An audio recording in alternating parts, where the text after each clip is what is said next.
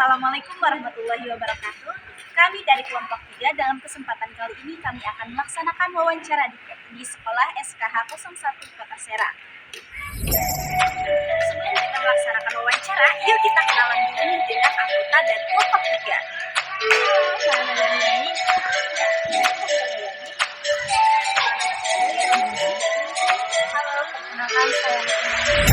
Halo, perkenalkan saya Tina.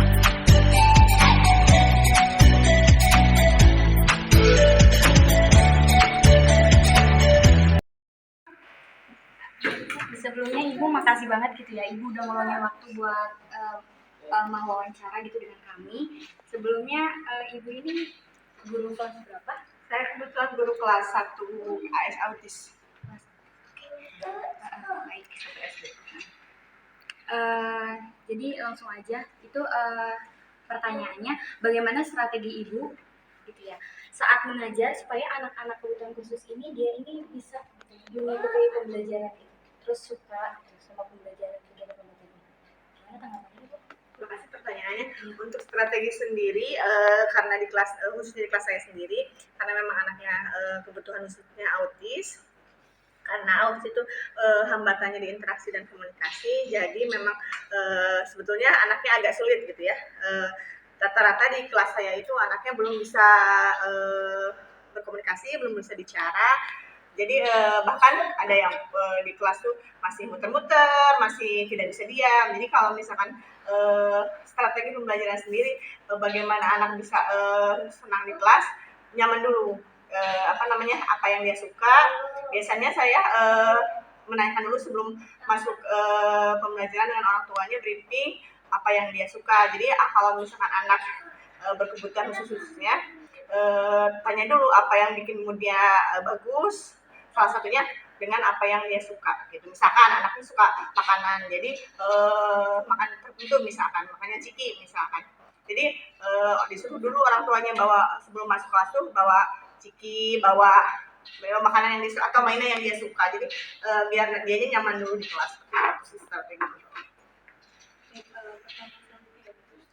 Jadi menurut Ibu, dengan melihat keterampilan cepat yang dikuasai anak berkebutuhan fisik itu, sebaiknya bagaimana perlakuan yang sesuai agar aktivitas yang dilakukan di kelas sesuai dalam kesukaan mereka? Keterampilan apa sih? Cepat. Keterampilan yang dikuasai. Bagaimana perlakuan yang sesuai agar aktivitas yang dilakukan di kelas itu sesuai dengan kesukaan mereka? Bagaimana perlakuannya? Untuk anak apa? Ada kelas Ibu. Kalau misalkan keterampilannya bisa pertanyaannya saya kurang ini menurut apa? Yang dilakukan di kelas itu sesuai dengan kesukaan mereka. Oh iya, terutama kalau misalkan keterampilan anak tuh dilihat dari kesenangan mereka gitu, seperti apa. Jadi memang misalnya guru itu punya target pembelajaran ya. Target pembelajarannya itu apa? Disesuaikan dengan keterampilan itu sama dengan kemampuan anak. Jadi kalau misalkan untuk meningkatkan kemampuannya, dilihat dulu potensi anaknya itu seperti apa gitu. Jadi untuk kita nggak akan bisa meningkatin keterampilan anak kalau potensi yang dimilikinya kita belum tahu. Jadi hal yang harus dilakukan guru yang saya lakukan di sekolah ialah yang pertamanya tahu dulu potensi anaknya seperti apa, keterampilan dasar anaknya apa, sudah bisa apa. Jadi di asesmen dulu apa itu asesmen. Jadi tahu dulu kemampuan, hambatan dan potensi anak yang hal yang dibutuhkan, apa yang hambatan yang dimiliki, seperti itu. Jadi untuk meningkatkan keterampilan harus tahu kebutuhan dan kemampuan anak itu sendiri, seperti itu. Misalnya nih ada suatu kegiatan Ibu di sini, terus menurut Bapak sama menurut Ibu ini supaya si anak ini menarik terus dia ngikutin kegiatan yang misalnya Ibu ituin gitu, maksudnya dia carain gitu, kegiatan itu gimana? Respon mereka itu kayak gimana terhadap kegiatan yang Ibu buat? Ya, misalkan kegiatan kayak kemarin P5 ya. Kebetulan di sini kan tema ininya kurikulum merdeka. Kemarin kita sudah menyelenggarakan P5. P5 itu di sini kebetulan waktu yang tema kemarin itu tentang memanen panen raya, hidup berkelanjutan temanya. Jadi kita menanam sayuran kayak kangkung, sawi seperti itu. Gimana caranya kan anak seperti ini kan memang kayak anak tunanetra, tidak bisa melihat tidak bisa melihat kan hambatannya. Bagaimana mungkin nih anak bisa bertani mencocok tanam, kita coba anaknya meraba tanah dari mulai menyiapkan lahan gitu kan. Jadi tahu anak tuh jadi tertarik, ini kita mau bertani, bercocok tanam. Dilihat kan anaknya nggak bisa melihat nih, kita ajak ke lapangan, ke lahan, ditunjukin tanah seperti apa, gini tanahnya seperti apa. Jadi dia juga antusias kan, karena memang belum pernah itu kegiatan baru buat mereka. Jadi sebenarnya jelasin dulu biar mereka tertarik apa sih bertanam, meskipun di dalam benak mereka tuh bercocok tanam itu apa tuh, apa sih tadi kan kita latih secara langsung, didampingi secara langsung. Alhamdulillah anaknya bisa kayak kemarin mengikuti kegiatan dengan baik sampai panen. Ya, pertanyaan saya, Ibu lakukan agar anak berkebutuhan khusus fisik ini tertarik dalam sesuatu yang sifatnya bermanfaat bagi mereka? Hal-hal apa ya gitu ya? Motivasi sih yang pasti motivasi dulu yang pasti. Jadi harus kalau misalnya anak seperti ini habis nyaman tuh dari pembelajaran, terus dijelaskan manfaat, misalkan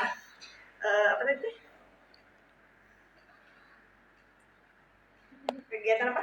Agar tertarik dalam sesuatu. Iya, tertarik sesuatu tuh manfaatnya, biasanya kita motivasi manfaatnya apa, kegiatannya kayak tadi bercocok tanam, P5 tadi.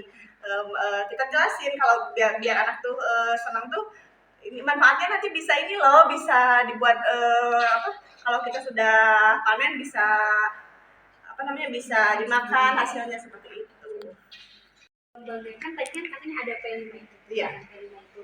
Nah itu anak-anak nih antusias semua apa nih Mas?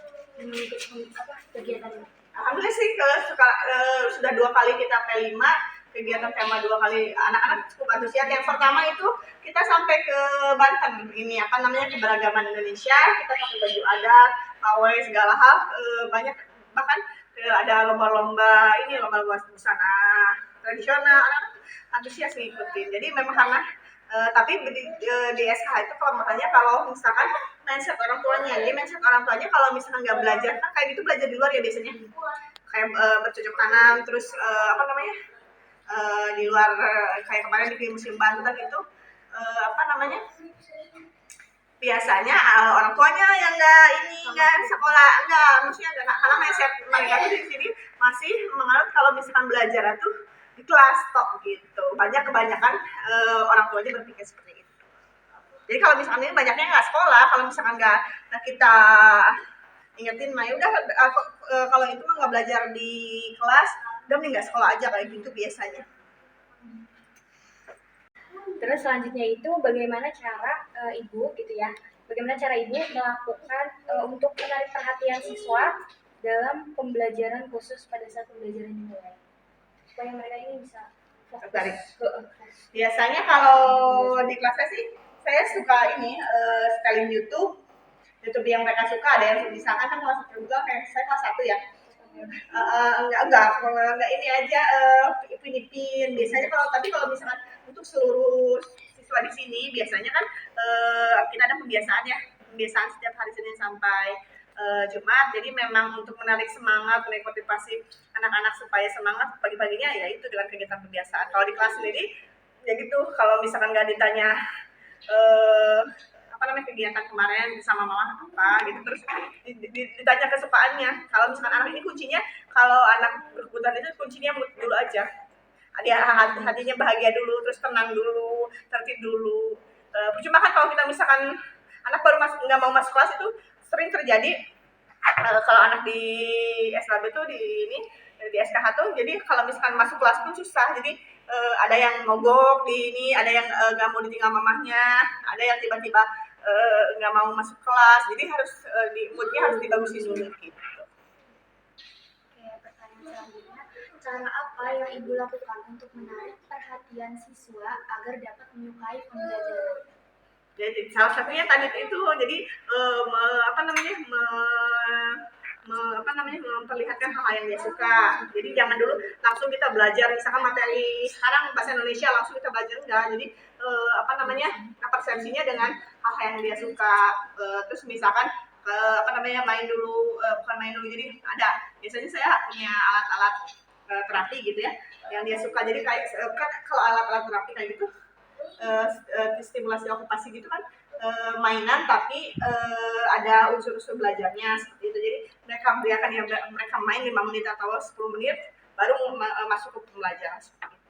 Terus selanjutnya itu bagaimana cara Ibu gitu ya, bagaimana cara Ibu melakukan untuk menarik perhatian siswa dalam pembelajaran khusus pada saat pembelajaran dimulai, supaya mereka ini bisa tertarik.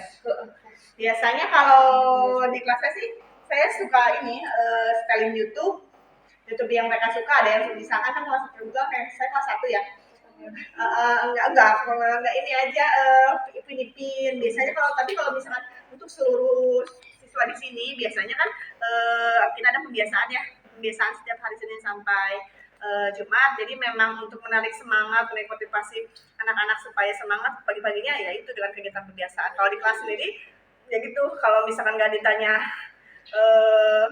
apa namanya kegiatan kemarin sama mama apa gitu, terus ditanya kesukaannya. Kalau misalkan anak ini kuncinya, kalau anak berkebutuhan itu kuncinya mood dulu aja, dia hatinya bahagia dulu, terus tenang dulu, tertib dulu. Percuma kan kalau kita misalkan anak baru nggak mau masuk kelas, itu sering terjadi kalau anak di SLB tuh di SKH tuh. Jadi kalau misalkan masuk kelas pun susah. Jadi ada yang mogok di ini, ada yang nggak mau ditinggal mamahnya, ada yang tiba-tiba nggak mau masuk kelas. Jadi harus moodnya harus dibagusin dulu gitu. Oke, pertanyaan selanjutnya, cara apa yang Ibu lakukan untuk menarik perhatian siswa agar dapat menyukai pembelajaran? Jadi salah satunya tadi itu, jadi apa namanya, memperlihatkan hal yang dia suka. Jadi jangan dulu langsung kita belajar misalkan materi sekarang bahasa Indonesia langsung kita belajar, enggak. Jadi apa namanya, persepsinya dengan hal yang dia suka.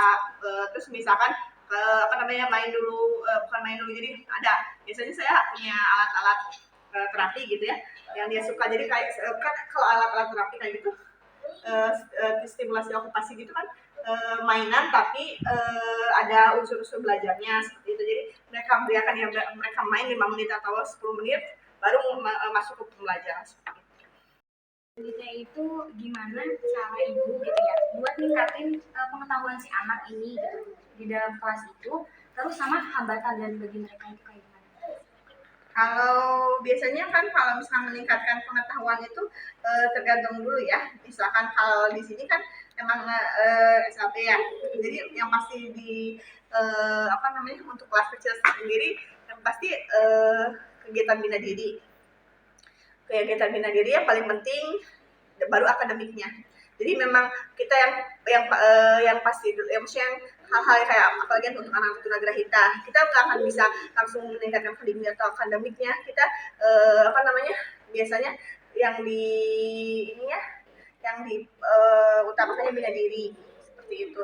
Terus hal-hal yang apa namanya, hal-hal yang perakademiknya, misalkan kan kebanyakan misalkan anak kelas 1 SD di sini belum bisa baca, belum bisa menulis, bahkan motorik dan fisiknya ada hambatan. Jadi memang kita biasanya untuk bukan hanya meningkatkan pengetahuan, biasanya kita awal untuk pembelajaran itu meminimalisir hambatan yang dimiliki. Misalkan hambatan kelas saya nih autis, pasti anaknya biasanya kalau nggak ada yang suka ngamuk, belum bisa bicara, terus belum bisa interaksi, bahkan kontak mata pun dengan orang lain nggak bisa. Jadi sebelum ke pengetahuan yang akademik, yang menulis, yang berhitung, pasti meminimalisir atau mempelajari tentang mengurangi hambatan yang dimiliki, seperti itu ya, mengurangi hambatan yang dimiliki. Jadi saya nggak akan langsung ujuk-ujuk memberikan apa namanya, pembelajaran kalau anaknya boro-boro memberikan kontak mata sama saya aja belum, duduk disuruh duduk di kelas aja belum bisa, seperti Jadi kepatuhannya dulu seperti itu. Sama seperti halnya anak tunanetra, anak turunmu. Jadi belum nggak langsung. Jadi kita pasti asesmen dulu hambatan yang dimiliki, terus sejauh mana potensi yang dimiliki. Jadi lebih ke observasi dulu lama gitu untuk meningkatkan pengetahuannya. Yang pasti kemampuan apa yang dulu dimiliki sama hambatan yang dimiliki sama kebutuhan anak. Setelah itu ketahuan kebutuhan anaknya, pembelajaran anaknya seperti apa. Tentunya anak-anak itu kan punya kemampuan yang berbeda-beda ya. Nah, itu bagaimana ibu menjadikan anak berkebutuhan ini bukan hanya fokus mengembangkan kemampuan yang dimiliki, melainkan mereka juga dapat mencoba hal-hal yang baru. Oke. Kalau misalkan untuk mencoba hal-hal yang baru di samping meningkatkan kemampuan ya, biasanya ya itu tadi selain memberikan pelajaran dengan metode yang beragam itu aja buat mereka juga hal-hal baru ya, kayak tadi T5 misalkan dia kan di rumah atau di sekolah di pembelajaran kelas nggak akan mungkin dia mencoba bercocok tanam, memegang tangan, itu hal-hal baru juga berkali. Jadi biasanya kita modifikasi pembelajaran aja sih dengan praktek misalkannya, itu kan hal-hal baru buat mereka. Terus dengan media yang digunakan seperti itu sih. Kalau misalnya di kelas ibu itu pernah ini nggak? Apa sih belajar kelompok? Ya kalau untuk kelas 1 SD sih enggak. Kalau masih belajar kelompok tuh belajar kelompok mandiri atau kelompok per kelompok itu. Karena kalau misalkan jadi sekelas bagi kelompok gitu. Kalau ini sih belajar sama-sama, soalnya kan kalau di kelas saya tuh anaknya masih belum bisa bicara semuanya, cuma ada 2 yang bisa bicara. Jadi memang setiap pembelajaran itu nggak bisa dibagi kelompok, kecuali memang kalau anak besar bisa dibagi kelompok. Itu misalkan anak SMA nih sudah bisa sih dibagi kelompok gitu. Itu kalau misalnya anak SMA itu yang tadi yang bisa dibagi kelompok di kelas itu dia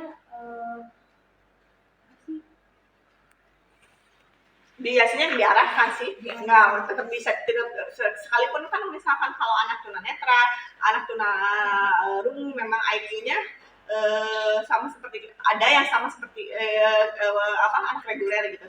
Cuman memang untuk pendampingan sendiri tetap didampingi sih, nggak tetap dipantau sama kita. Misalkan kelompok ini suruh membuat tata bogon misalkan, di sini suruh membuat donat, di sini suruh membuat kue bolu, di sini suruh membuat misalkan agar-agar. Nah, tetap aja kita harus didampingi gitu. Belum bisa sendiri, tetap harus, yang namanya anak ABK itu pasti terus didampingi seperti itu. Tapi untuk membentuk kelompok sosialnya nggak bisa sih. Apalagi teman sekelasnya mereka udah kalau untuk usia SMA sudah. Selanjutnya, hal apa sih yang menyebabkan anak berkebutuhan khusus ini suka dalam belajar meskipun mereka mempunyai keterbatasan? Hal yang menyebabkan senang belajar tuh karena memang gurunya menyenangkan, karena medianya, karena sekolahnya nyaman. Itu salah satu faktor yang memotivasi mereka untuk senang belajar gitu. Pokoknya kalau udah anak rasa nyaman di sekolah, pasti dia akan senang, akan termotivasi untuk belajar. Jadi pintar-pintar gurunya aja bagaimana strategi kitanya ambil hati anaknya supaya betah di sekolah gitu, belajar. Soalnya itu gimana sih cara ibu gitu ya selaku guru untuk menanamkan sikap lulus ke anaknya ya untuk menjadi kebiasaan gitu, kebiasaan yang baik. Kalau anak seperti ini khususnya ya, itu kan anaknya ini ya jadi kalau bisa terpola, kebanyakan anak, mau itu anak tunagrahita, mau itu anak tunarungu atau tunadaksa, biasanya kalau misalkan ini tuh kalau mengikuti kebiasaan pola gitu. Jadi kalau misalkan kebiasaan baik tadi, misalkan kayak jam 7 pembiasaan di sekolah, habis itu berdoa. Jadi biasanya kalau anak kayak gini runtun gitu. Jadi kalau misalnya kegiatan ini pasti ikutin, kalau sudah patuh, sudah tertib di kelas, ikutin kebiasaan. Misalkan hari Senin harus upacara, habis upacara pelajaran apa, kebiasaan, terus sampai pulang, sampai berdoa, kerjain PR. Anaknya biasanya pada tertib gitu. Jadi terpola. Biasanya ABK itu terpola.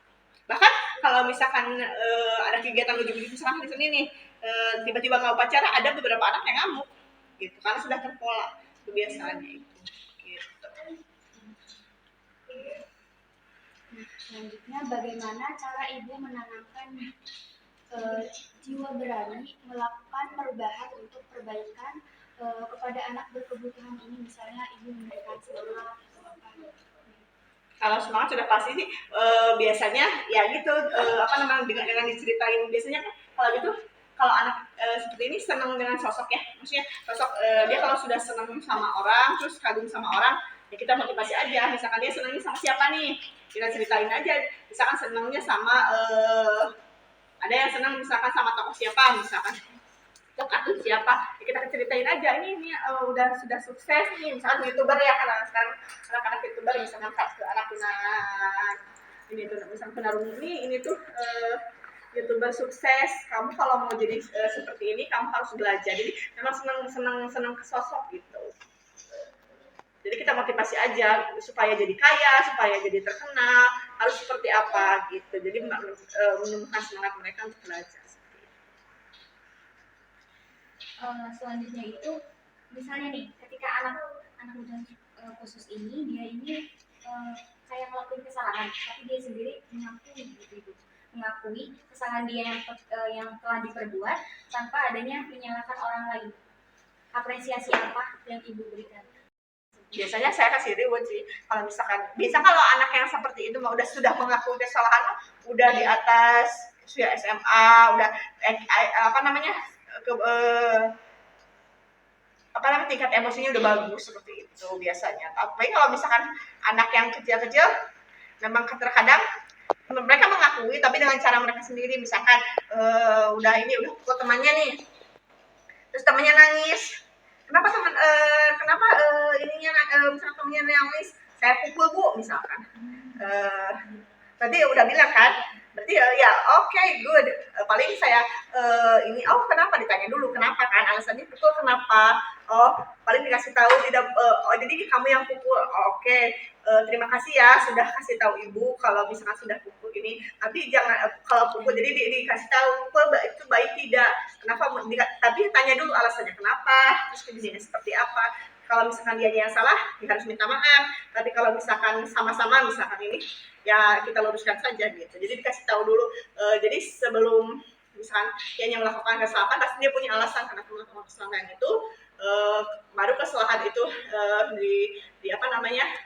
kita jabarkan itu salah atau tidak, kenapa tidak boleh seperti itu alasannya gitu. Kalau misalkan sudah mengakui, tetap aja kan karena dia sudah berbuat salah, harus ada konsekuensi gitu. Bagaimana cara ibu untuk membuat setiap anak berkebutuhan fisik ini memiliki sikap yang tulus dalam melakukan sesuatu? Kalau misalkan anak seperti ini sih rata-rata kan anaknya bersih ya, maksudnya jarang yang jahil, paling jahil juga. Kalau jahil kayak gitu, maka kebanyakan anak-anak yang ABK itu lebih tulus dari kita loh. Jadi karena jiwanya bersih, terus nggak julid, apa yang dilakukannya tulus biasanya, kayak ngasih sesuatu ke gurunya, dia pengen ngasih aja gitu. Emang dasarnya pada baik sih sebetulnya. Karena tingkatan emosi kecerdasan emosinya juga memang kan rata-rata kalau di sini tuh masuk usianya SMA ini seperti ya anak SD, anak kecil aja, usia mental sosial emosinya seperti itu. Menurut ibu nih, sampai saat ini tuh ada nggak sih siswa yang berani memberikan kritik itu ke teman sebayanya atau bahkan ke ibu sendiri? Terus terus abis itu gimana sikap si anak ini? Banyak sih kalau misalkan kritik, misalkan kayak hal-hal kecil, misalkan ibu nggak boleh kayak gitu, misalkan saya marah-marah nih ke misalkan ada temannya lagi belajar nggak tertib nih, biasanya misalkan saya marahin, misalkan kamu harus tertib, duduk diam gitu. Ibu kok marahin ini kan itu kelihatan. Ya kalau kita ini aja apa namanya abad udah bisa sih kalau kayak gitu. Ada berapa kan tergantung kecerdasan gitu tadi, emosi, terus kecerdasan kognitif juga seperti itu. Ada beberapa anak yang sudah bisa, kalau misalnya anaknya sudah bisa bicara, sudah emosinya sudah bagus, bisa membedakan marah apa namanya emosi, sudah bisa biasa seperti itu. Oke, pertanyaan selanjutnya. Menurut Ibu, metode bimbingan seperti apa yang diberikan untuk anak ABK tersebut agar berjiwa optimis? Lebih ini sih lebih ke dukungan bukan cuma ke gurunya, misalkan ke orang tuanya. Kalau misalnya kayak gini kayak anak itu biasanya kan dekat dengan ibunya, dekat dengan guru.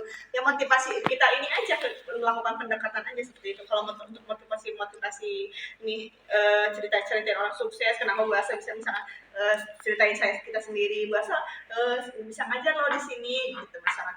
Jadi dimotivasinya selain ke anaknya, orang tuanya juga harus memotivasi gitu. Jadi apa namanya saya juga konsultasi dengan orang tuanya seperti apa.